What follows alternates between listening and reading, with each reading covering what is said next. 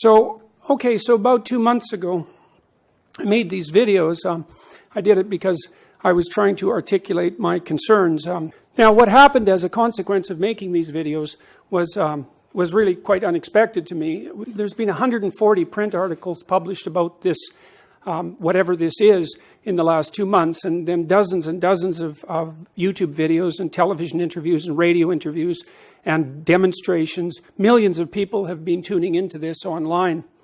And so obviously something's up, and I can tell you that what's up isn't only a discussion about Bill C-16 and about gendered pronouns. You know, sometimes when you're having a debate or a discussion with someone that you love and you're having a little argument about something, like who's going to do the dishes or something like that, or especially if you haven't been getting along very well with that person, you know how the discussion starts with something specific and then you start trading all the things that it might be about until you're arguing about, you know, the way that you behaved on your third date, 10 years ago, and the whole underlying unresolved chaos of your relationship emerges through the little portal that was defined by the argument.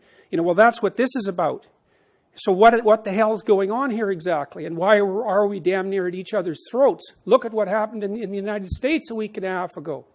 There's some things to talk about here, and I started to try to talk about them. And I would say that my freedom to do so was rapidly infringed upon. My career was put at risk. And I find this absolutely unacceptable because I am trying to sort this out. And so we need to start talking and listening. And when you talk, it doesn't mean you're right. It doesn't mean you're correct, right? It means you're trying to articulate and formulate your thoughts like the boneheaded moron that you are.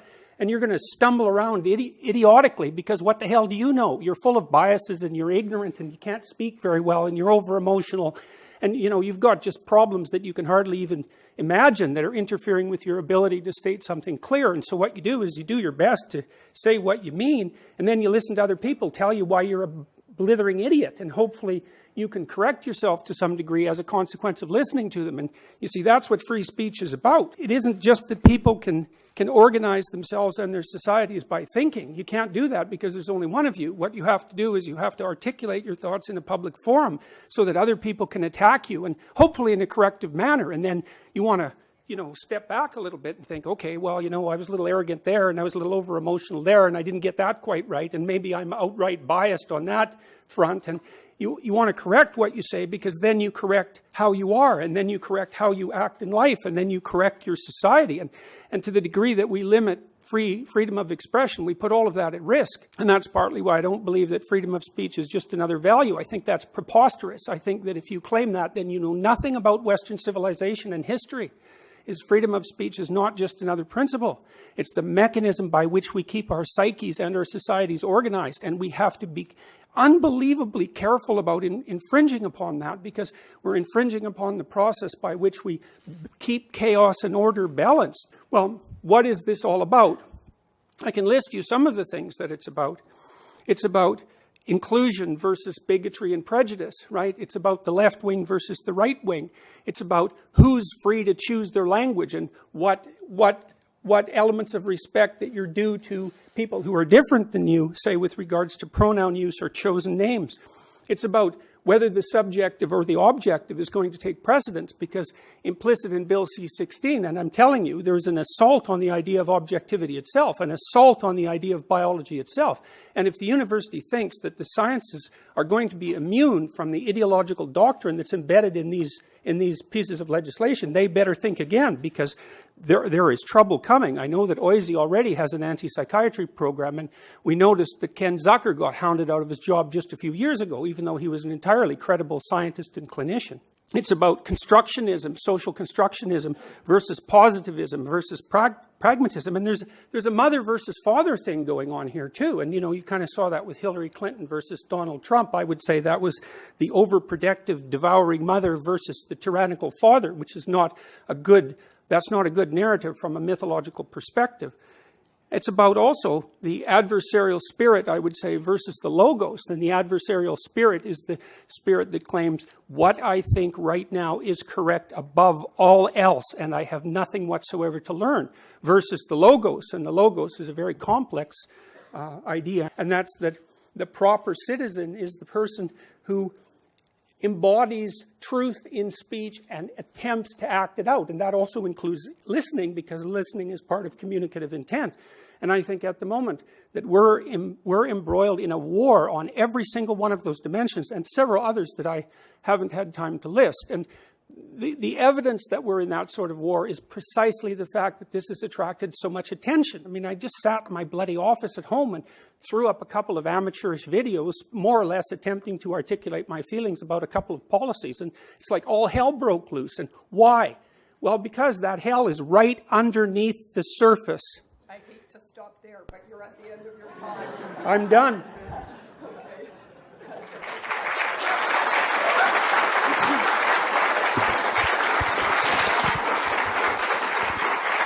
There have been some profound misunderstandings circulating about the law, and I'm here today as a lawyer, as a law professor, as a civil libertarian, as an expert in equality rights and freedom of expression to try to correct those misunderstandings.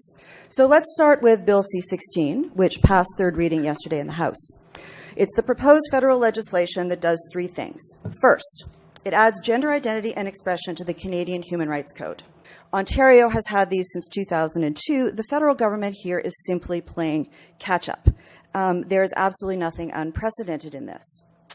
Number two, Bill C-16 adds gender identity and gender expression to provisions in the criminal code that define an identifiable group for the purposes of advocating genocide, the public incitement of hatred, and the willful promotion of hatred.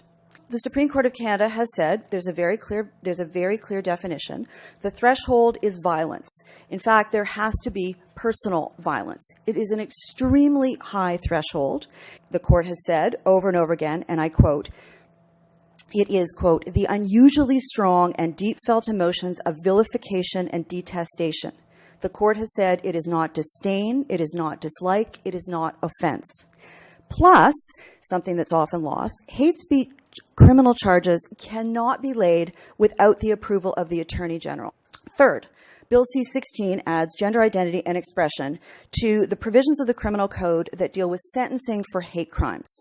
So now, evidence of hatred on the basis of gender identity and expression could be taken into account. This has no impact on pronouns, unless, of course, an accused was misusing pronouns while assaulting, sexually assaulting, or murdering someone. Now let's look at the Ontario Human Rights Code. It's not constitutional law, which limits government action. It's not criminal law, where the state prosecutes individuals and sends them to jail. It's a type of civil law where private individuals can sue one another. And the remedy is generally damages. Since 2012, the Ontario Human Rights Code has prohibited discrimination and harassment on the basis of gender identity and expression.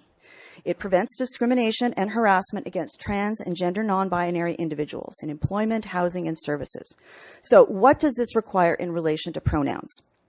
According to the Ontario Human Rights Commission's policy, section 7.4, it specifically said that refusing to refer to a person by their self-identified name or proper pronoun could constitute gender-based harassment. Refusing to refer to a trans person by their chosen name and a personal pronoun that matches their gender identity or purposely misgendering will likely be discrimination when it takes place in a social arena covered by the code, including employment, housing, services like education. What about gender-neutral pronouns? Well, the Commission has said the Ontario Human Rights Code does not require any particular gender-neutral pronoun. If in doubt, ask the person how they wish to be addressed. Use they if you don't know, or simply use their chosen name. Is this the first time that a law has decided what we must say as opposed to what we cannot say? No, not at all, not even close. It's not uncommon for the law to require expression. Bilingual labeling requirements on food packaging, health warnings on cigarette packages, the oath of allegiance to the Queen that must be sworn at citizenship ceremonies. Does the requirement to not misgender the pronouns violate freedom of expression under Section 2B of the Canadian Charter of Rights and Freedoms? Probably it does. The Supreme Court of Canada says any restriction on speech is a prima facie violation of Section 2B. There's this whole other section in the Charter called Section 1, which says that all rights and freedoms are subject to reasonable limits as are demonstrably justifiable in a free and democratic society. Why it all matters is because people matter. And I worry that we've moved into a place now, a kind of not only a post-truth politics, but a kind of post-empathy politics. How bloody hard is it to simply treat these people with respect and dignity? Because all this is about, all human rights are about, is respect and dignity. And if you could throw in a little kindness on the top, that would be even better.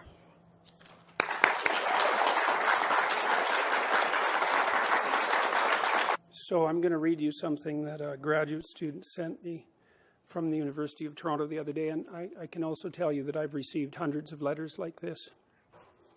Today, I had a tutorial at the University of Toronto where I talked about Jordan Peterson and issues of personal identity, legally sanctioned identity categories, etc.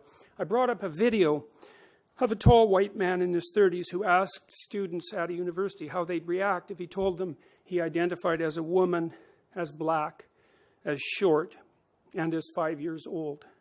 Spoiler alert. Students in the video resist some of the later categories a bit, but are mostly accepting. Still, students were not engaging in discussion. I asked them why. One said it was because she was worried to share her opinion for fear of being singled out or saying something offensive. I asked who else was not speaking for that reason. The whole class put their hands up. No participation. Why? They weren't uninterested. They were afraid to speak their minds. The PC police are in your heads. You just heard a lawyer's opinion.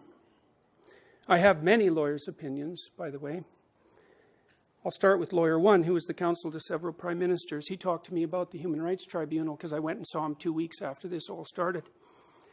Human Rights Tribunal is a kangaroo court, in my opinion, and it should be abolished as fast as possible. It's one of the many institutions in Canada that pose a threat to your freedom that is of almost unimaginable proportions. Here's what this top lawyer told me. If I'm taken in front of the Human Rights Tribunal, it will cost me $250,000. I will pay the legal costs for my opponents, and I will lose. He said, go back to your safe little life and shut your mouth. Second lawyer told me, my critique of the Ontario Human Rights Commission is spot on. And absent the Charter of Rights and Freedoms, which has these contradictions built into it that you just heard described, much of what I was saying was illegal and has been illegal since 2012.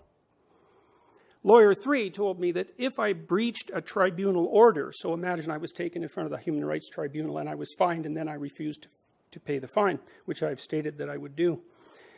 That equals contempt of court, which inevitably means jail until the contempt is purged. The social justice tribunals and the SJWs, social justice warriors who staff them, have a rogue nature. They can search your house without a warrant.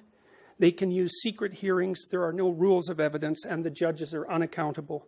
But those are legal opinions. Let's look at a real-world case. Let's look at what happened when I made my videos. Let's look at how the university responded, because I can tell you, in the video I said, look, what I'm doing is probably illegal, and worse, my employer is legally responsible for it, because that's built into the codes as well. So by the way, if you're an employer, you're responsible for everything that your employees say, and everything that anybody interprets what they said as being, whether it's unintentional or intentional, whether or not a complaint has been made.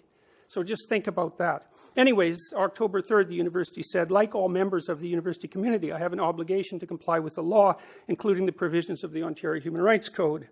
Their policy with regards to workplace harassment, which the university implied that I was engaging in a course of vexatious comment or conduct, where the course of comment or conduct is known or ought reasonably be known to be unwelcome. So what happened essentially was the university reviewed what I had done, and then they reviewed the policies as laid out on the Ontario Human Rights Commission website. The university reviewed my videos and they decided that what I said was true. They decided that the video I made was probably illegal and that they were responsible for it. And so in an attempt to distance themselves from me, under counsel from their legal people, and believe me, the university has good legal people, they sent me a warning. And this is what happens if you want to discipline a recalcitrant employee, essentially, so that you don't have to bear legal responsibility for their acts. And after the third warning, you can take further steps.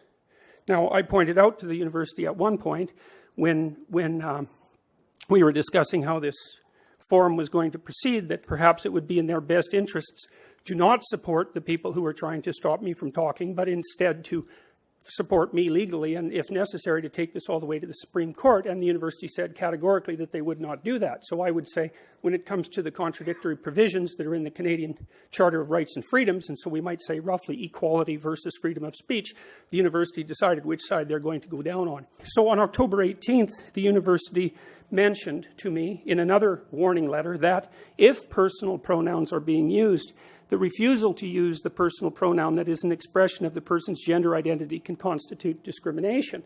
So now, you see what's happened is that I haven't refused to use someone's gender-neutral pronouns. I said that I would refuse. So it's not even the refusal itself that's producing the letters. It's my declared intent to engage in the refusal. And as far as I was concerned, what I was essentially doing was criticizing a piece of legislation that had not yet been passed. But the university's legal department decided that all that was sufficient for them to distance themselves from me and to engage in disciplinary activity. So, and then with regards to these human rights tribunals where all of this stuff would be sorted out, it's like those places destroy your reputation and destroy you financially. And can they put you in jail? Well, it's a complicated argument in some sense, but I can tell you that if you refuse to pay the fines, that's the next step. The federal people have indicated that these policies will be interpreted in accordance with the Ontario Human Rights Commission's policies online. And so you guys should go read those, because those are not fun. And I would say that they pose an incredible threat to your liberty. And it's all done under the guise of compassion. People who keep pushing that on you are making a massive mistake. And they're infantilizing you. And they're terrifying people in the university community, as you can tell by the letter that I just read. And I've received dozens of letters like that. People are afraid to say anything because they're going to get targeted. And if you wonder or not if that's true, then just think about what happened to me. And ask yourself if it's true. Good enough. Thank you.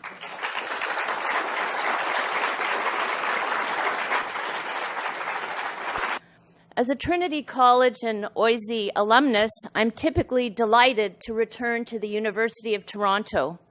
Today is different. To make sense of what it means to be here today, I found myself going back frequently to the 1989 debate at Western on the subject of race and IQ between Philip Rushton and David Suzuki. To borrow David Suzuki's opening words on that day, quote, "I do not want to be here. I do not want to dignify this man and his ideas in public debate," end quote.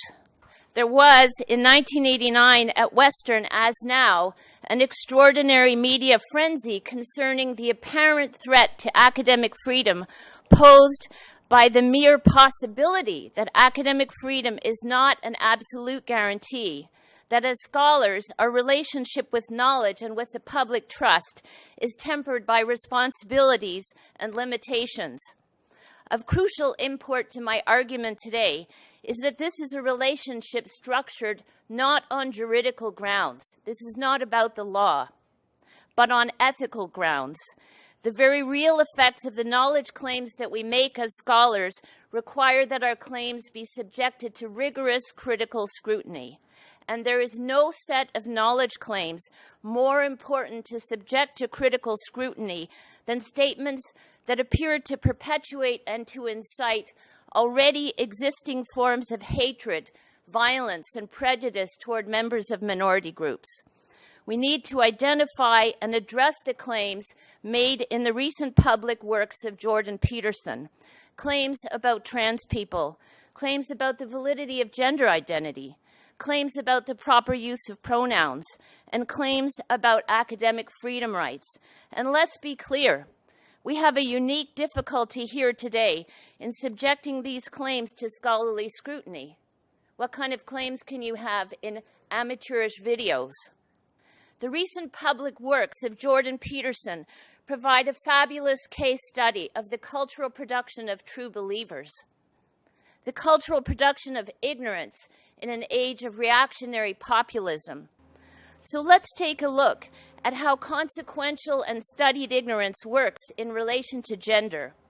Here are the major claims of Dr. Peterson's recent public works, specifically the first of 3 lectures concerning Bill C-16. And I will quote directly here from my lecture transcript. Bill C-16 scares me, lectures Dr. Peterson. The Ontario Human Rights Commission is a particularly pathological organization. Social justice warrior types are overrepresented, and I can't help but think it's because our current premier is a lesbian.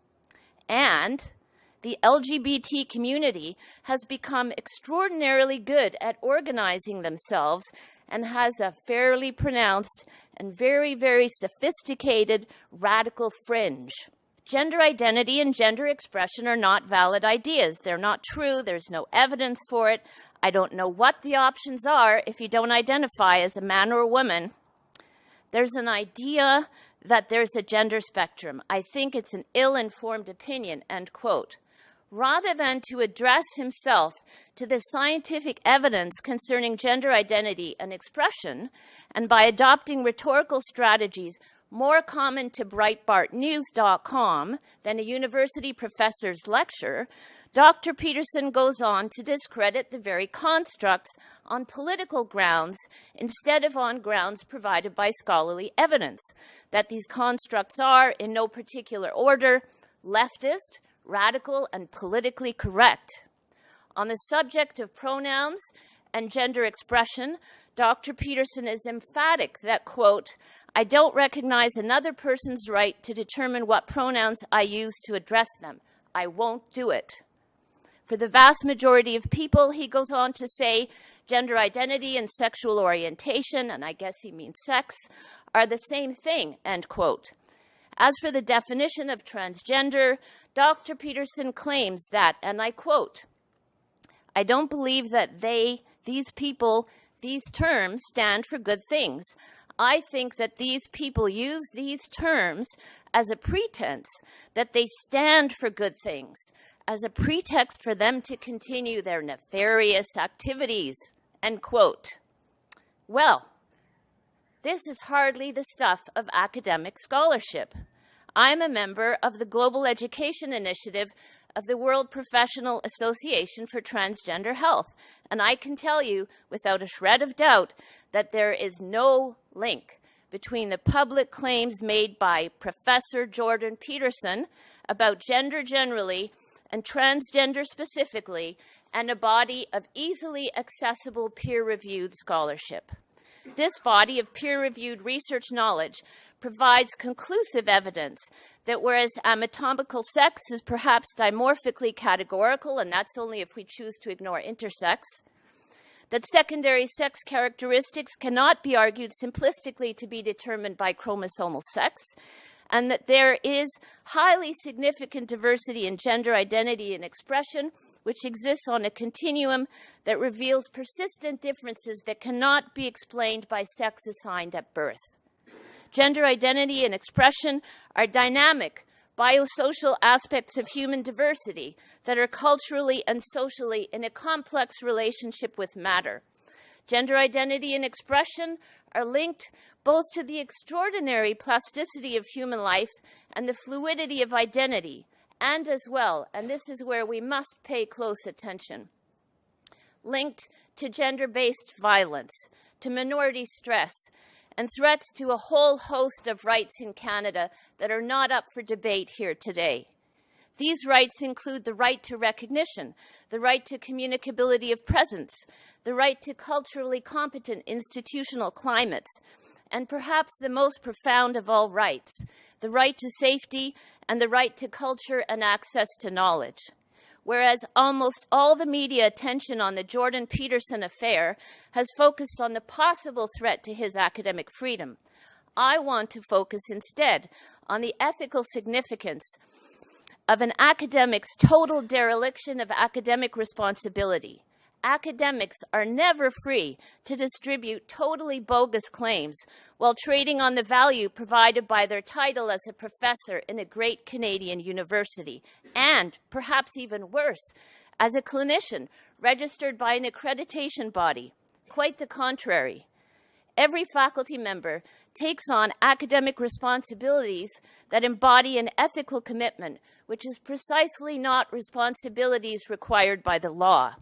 Academic knowledge that appears to codify knowledge about minority populations must not add to the harms already facing minority groups by itself contributing to the consolidation of ignorance, nor by inciting hatred toward members of these groups. Faced with Philip Rushton's perpetuation of racist assumptions in his research on race and IQ in the 1989 debate, David Suzuki concludes that one can only infer, quote, "He is either grossly ignorant or deliberately mischievous. Either way, what is required is action by scientists and academics. His claims must be denounced. This is not science," end quote. Surely, the deliberate production of ignorance concerning a precarious minority group constitutes evidence of the most unethical abnegation of the responsibility of academics to contribute to human well-being, collective intelligence, flourishing, and the survival of planetary life. The institution of the public university cannot and must not sanction ignorance. And most emphatically, we must denounce the deliberate cultural production of ignorance.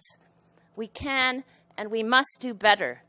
And we must do better, not because it is prescribed by the law, but because we have an ethical commitment to contribute to the advancement of knowledge in a democratic society. Thank you.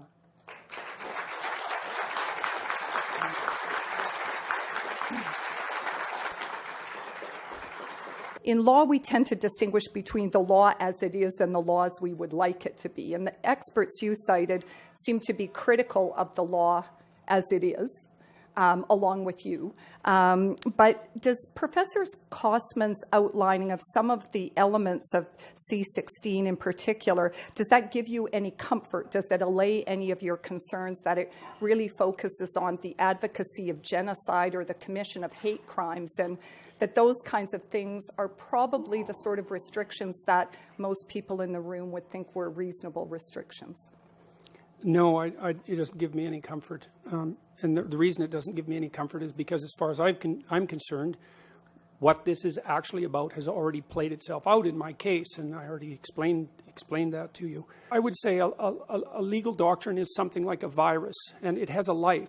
That's not what we think. If you let it go into a living system, it propagates and it has effects, and the effects are a consequence of the philosophy that's embedded inside the law. And if you really want to know about this, you should read Alexander Solzhenitsyn's Gulag Archipelago, because what he does in that book is tell you how the hypothetically humane doctrines that were embedded in radical Marxism at the end of the 1800s unfolded into Soviet society and demolished it. But I want to tell you a little bit about what the law does. And this is with regards to its interpretation from the policy guidelines. It instantiates social constructionism into our legal system. You have to understand what that means. There's a huge debate about how human identity is upon what grounds human identity is predicated. Now, the radical social constructionists basically say that identity is nothing but a social construction, and that's in keeping with their philosophical doctrines, partly Marxist and partly postmodern. But that isn't, and that was what I was objecting to with regards to Bill C-16, because it insists, do you understand this? It makes this legal doctrine that biological sex, gender identity, gender expression, and sexual orientation vary independently. And they don't. Now, the reason they don't is because 98% of people, it's 99.7% of people, by the way, at least with regards to the most credible statistics, have a gender identity that's essentially identical with their biological sex. And almost everybody who is male and female by biological sex and gender identity dresses that way, and that's what gender expression essentially is. And then if you stack those three things on top of each other, they're basically isomorphic. You can add sexual orientation to that, and 98% of people are heterosexual. So the idea that those things vary independently is absolutely preposterous. But it's written into the law, and that has terrible consequences. You see, I don't know, for example, now, to what degree any discussion in universities of the biological differences between men and women are legal. And you think, oh, well, that's an exaggeration. It's like, well, I debated Nicholas Matt, I believe that was his name, a professor at the University of Toronto on TVO's The Agenda, and he said right out for everyone to hear that the scientific consensus is that there's no biological differences between men and women. And I've received letters from people who've told me that now the social justice activist types are complaining about the fact that the biologists assign biological sex to animals because it's only a social construct that we're projecting onto their being. And, we just heard that the chromosomal level of analysis is complex. It's not that complex. What we have is a bimodal distribution with a tiny number of exceptions. And that, by the way, is not a spectrum.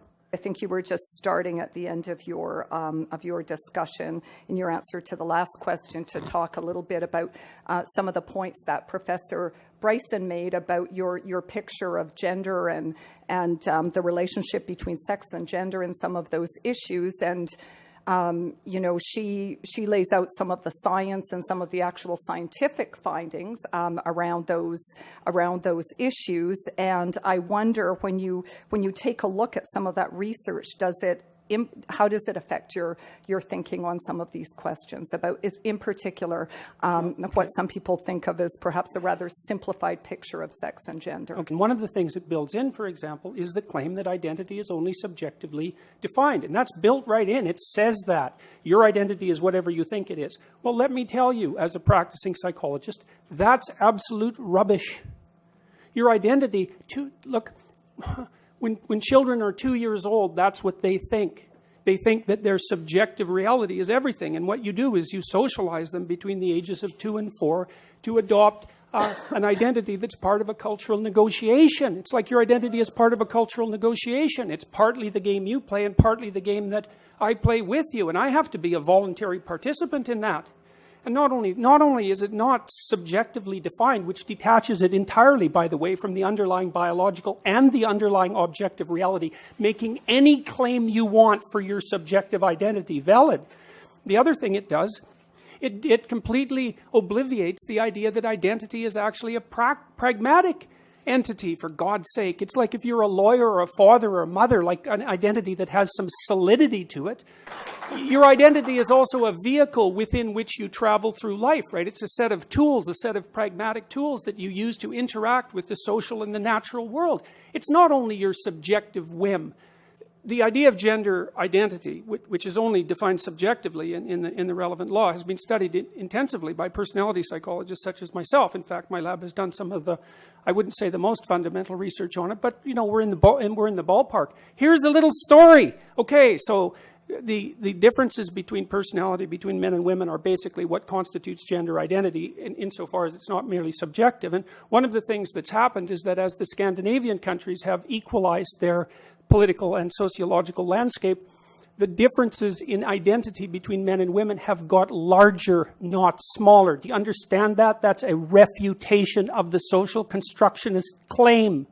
So what happens is that if you flatten out the landscape so that there are very few socioeconomic differences, say, or sociological differences in the treatment between men and women, what happens is the biological difference maximizes. It maximizes.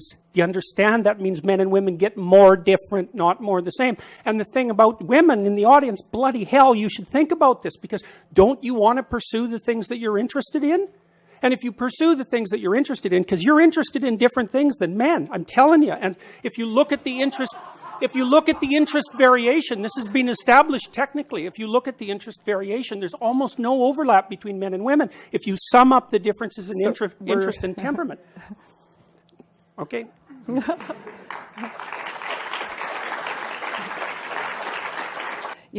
What does some of the evidence, what are sort of the objective realities in this situation that we might hold on to? Science about causality, about, in essence, sex being linked and producing gender, requires us to move outside of the current realm. All that we have in this realm is quasi-experimentation. We can't actually do studies where we manipulate the chromosomal or the hormonal environment. And so since we can't remove sexism and misogyny from the production of gender, we can't actually reach conclusions about what we take to be gender differences. Point 2, pronouns. Let's put pronouns in some kind of context. And I think it's really helpful in going back to what Justice Minister Wilson-Raybould said yesterday following the passing of C-16, and I'll quote, It's our collective responsibility to recognize and reduce the vulnerability of transgender diverse persons to discrimination, hate crimes, and hate propaganda. And a lot of what we've been hearing here is hate propaganda. So what I want to say about pronouns is that we have to get beyond this simplistic discussion, which is either about grammatical infelicity, singular, plural, or that we should be nice to people. We actually have to deal with our responsibility in creating institutional climates that take very seriously the goal of reducing inequality. That has always been the fundamental goal of education. So at the University of British Columbia, the Trans, Two-Spirit, and Gender Diversity Task Force is looking at everything in the context of what Greta Bauer and her amazing colleagues at TransPulse call institutional and informational erasure. We are looking at housing, student health. How are trans and gender diverse students going to go to student health and get care that is both medically and culturally competent? How should we be organizing student information systems so that people can tell us their names and their pronouns? This is a technical challenge only, and we have to rise to the challenge. Professor Peterson, let's start with you. So this question says, you present your issue with Bill C-16 to be that the infringement of freedom of expression regarding gender pronouns is a problem. Do you hold the same stance with other discriminatory language in the Human Rights Code, such as being able to use racist terms with regard to students? And if you believe that one of these things is a violation but not the other one, why? I'm not sure I read that out all that well, but you get the idea. Okay, well, first of all, I don't think that these issues are the same. I don't think they're the same at all. I mean, I've been thinking about the pronoun thing, you know, because one of the things that people, it put me back on my heels for a while, because the claim was basically, well, it's something like, why doesn't the mean professor just play nice and respect people by using their pronouns? And it took me like 3 weeks to unpack that, because who gets questioned about pronoun use? I don't know why the hell I use the pronouns I use. I use them because they're part of the language. I use he and she because that's what everyone uses. And so then I had to think about, well, why do we in fact use pronouns? And we use them in part for the same reason that we use other categories, and that's to simplify the world for functional purposes, roughly speaking. But then I was thinking, well, is the use of he and she a mark of respect? And the answer to that is, well, no, it's not a mark of respect. It can't be a mark of respect. What you call 4 billion people can't be a mark of respect, right? It's a mark of basic categorization. And so then the claim comes up, well, if someone wants you to use a particular pronoun, then you're disrespecting them if you don't. It's like, okay, let's think that through a bit. Well, that assumes that when I'm using he or she for people in normal parlance, that I'm actually indicating my respect for them. And that's not true. It's like if I don't know you, I classify you generically, and basically I classify you in terms of how you present yourself publicly. I suppose that's your gender expression. And then I nail you with whatever pronoun seems to fit. It has nothing to do with respect. And besides that, you bloody well don't get to demand my respect. Why should you? You know, I mean, it's not like I respect everyone. That's a foolish thing to do. You respect people who are respectable. You know, you make value distinctions between people, and that doesn't mean you illegally discriminate against them. Those aren't the same thing. But I'm all for value judgments. Don't tell me that I'm not respecting people when I don't use their gendered pronouns. And the other thing is, I don't buy this whole idea that the people who are putting this legislation forward are valid representatives of the trans community. That's what they say they are. We have mechanisms for deciding whether someone's a valid representative of a community, and that generally involves democratic voting. I've received at least 20 letters from transsexual people who are on my side, and by the way, 0 from others, believe it or not, who are perfectly happy with the idea of gendered pronouns. It's just they want to be the other one.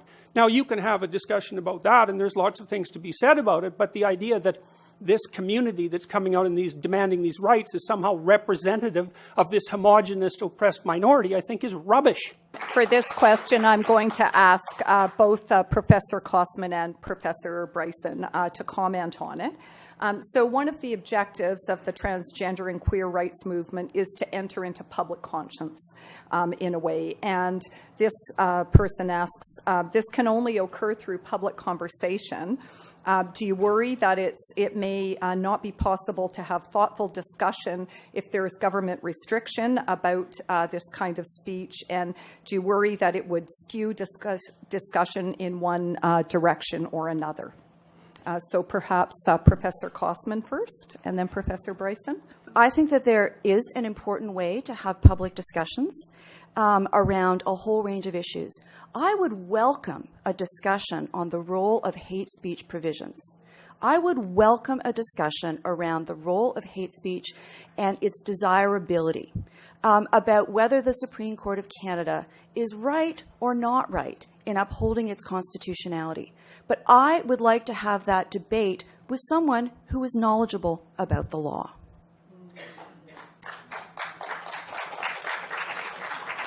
Thank you. And Professor Bryson. One of the big questions that I had to deal with in considering whether or not to accept the very generous offer, invitation of the University of Toronto to come here today would be the impact of this event on trans and gender non-binary people, specifically at the University of Toronto and much more generally. And so, whereas I would say that I recognize practices of peer review, and practices of peer review are not denouncement.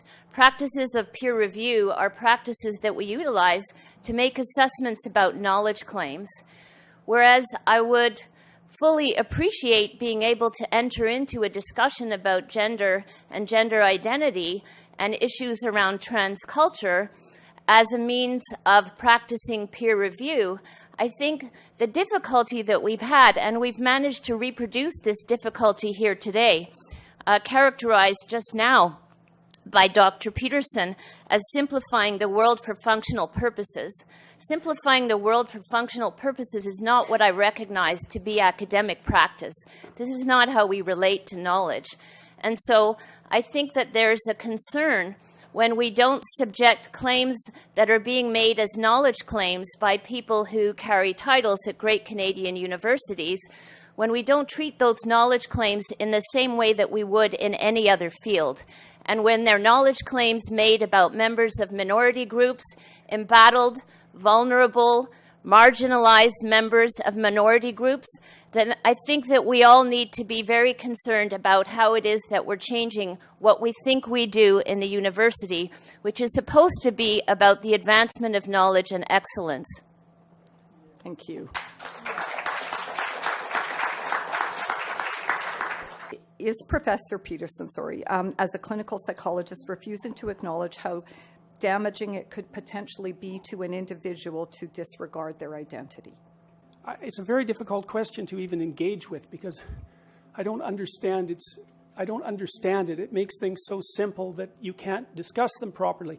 All I do in my clinical practice, and I have about 20,000 hours of experience in my clinical practice, and I've dealt with all sorts of people, far more variation in people than the typical person ever encounters, and I think I've done it at least reasonably, competently.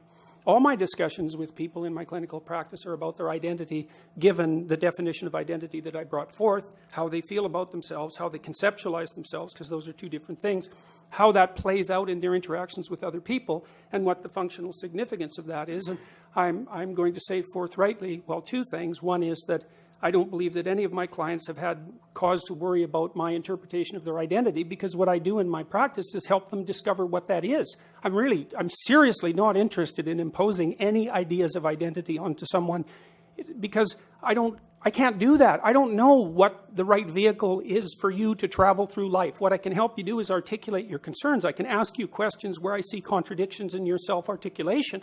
I can help you make plans for the future. And I've helped thousands and thousands and thousands of people, by the way, make plans for the future with the stuff that I do online. And so I'm helping people build a genuine identity. And that's what I do. So that's the answer to that question, and I think I do it well. I mean, in the stuff we've done from a research perspective with the Future Authoring Program, which I offered to people free a week and a half ago to help them catalyze their identities, we've helped 5,000 university students increase their grade point average 20% and decrease their dropout by the same. And the biggest effect has been with men and and non-Western ethnic minority students who've accelerated their performance up beyond the range of the normal for the dominant culture. A pure psychological intervention, I might say, and not a sociological intervention. So I'm perfectly willing to stack my record on identity formulation up against anyone's. And I should also point out that I think where I'm most vulnerable in this entire debate, and I expect this will happen, and there's already been noise about it on the Ontario Psychological Association website, I think they'll probably come after my clinical license. So that'd be my guess. So I think we might be straying a little away from Yeah. the question now. So thank you. No, we're not, because that question involved my clinical practice. I'm not straying a bit. That involved my clinical practice, and there was a reason that the question was posed. So I'm not straying. Thank you. Why do you feel that someone's personal gender identity and pronouns infringes your free speech? Can one not also argue, based on your interpretation, that professors can use racial slurs in their classroom and that the inability to do so would violate their freedom of speech? Well, that's pretty much the same question, I think. I think that we're crossing a dangerous line, and the line is the requirement that's being put upon people by government agencies with the full force of the law behind them to decide what language categories you're going to use. When I opened this debate, this forum, I tried to explain what this is about, and I couldn't explain everything that it's about because it's about too many things.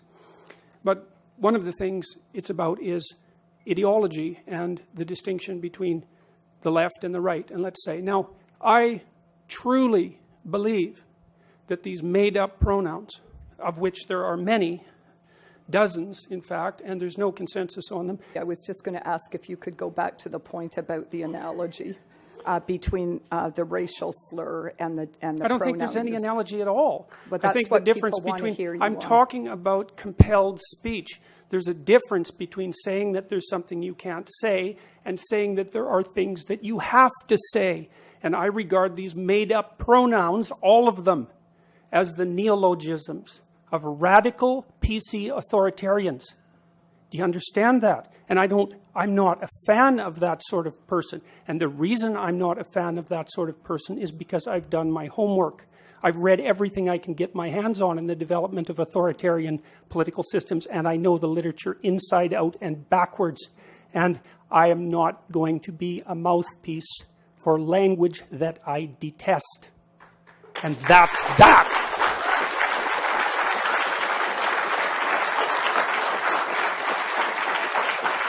But from your perspective as someone who's also had a senior leadership role, as well as being an expert in the area, do you have any thoughts or guidance about what universities can do to ensure that we're moving things forward in a helpful, inclusive way?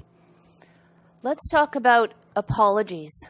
So this week we heard from Justin Trudeau's government about the apology that will be made to LGBTQ Canadians concerning the extraordinarily violent impacts of discriminatory activities that were also research activities happening at Canadian universities and elsewhere to locate and to fire LGBT Canadians from the public service and from the RCMP. And let's pay attention to some of the details of that situation. You can Google the fruit machine, an incredibly bogus apparatus that was created, let's say not coincidentally, by a psychologist at Carleton University, Dr. Wake, who was the chair of the psychology department, intended only to identify supposed homosexuals who then would be fired from government service and from the RCMP. If we fast forward to the fairly recent past, we could look at CAMH making an apology for the incredibly damaging work carried out by Zucker in his bogus conversion therapy based entirely on these ideas about sex-producing gender constancy, which then in the case of gender-diverse young people could be cured by means of conversion therapy. CAMH had to apologize to the Canadian public and to Ontarians for the harms carried out by Dr. Zucker. And so I think that we might need to think about two things at the University of Toronto. And one would be an apology for any damages to the right to safety and the right to humanity on the part of trans and gender diverse people at the university and in the great city of Toronto more generally.